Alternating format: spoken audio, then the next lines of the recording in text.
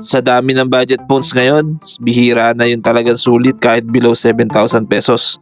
Pero kung hanap mo ay malaking screen, matagal malobat at may NFC pa, mukhang may kalaban na ang ibang entry-level phones.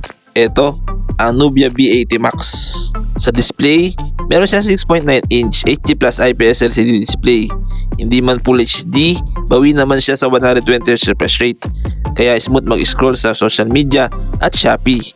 May 780 nits high brightness mode, so okay siya gamitin kahit may araw. Hindi man sobrang liwanag, pero usable pa rin. Powered by Unisoc T7250 12nm chipset with Mali G57 MP1 GPU. Sakto ito para sa daily use. May 8GB of RAM kaya smooth ang multitasking at may 128GB internal storage na expandable pa hanggang 1TB. Malaking plus lalo na sa mahilig mag-download ng videos at pics.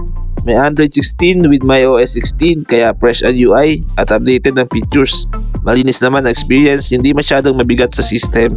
Sa likod, meron ka 50MP main camera na okay sa daylight shots. Malinaw at decent ang colors. May 2MP depth sensor plus AI lens. Pang portrait lang talaga. Video recording hanggang 1080p. Sapat na para sa casual vlogging. Sa harap naman, may 16MP selfie camera. Okay para sa video calls at social media posts. May 6,000 mAh battery na kayang tumagal hanggang 2 days. Depende sa gamit. May 22.5 watt fast charging. Hindi super bilis pero acceptable naman sa ganitong price range. Ang phone na to ay meron na palang IP64 dust and splash resistance.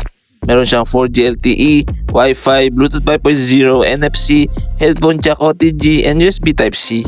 Sa presyong 6,499 pesos sa Shopee at mas bababa pa gamit ang vouchers, ang Nubia B80 Max ay sulit na sulit para sa kanyang price.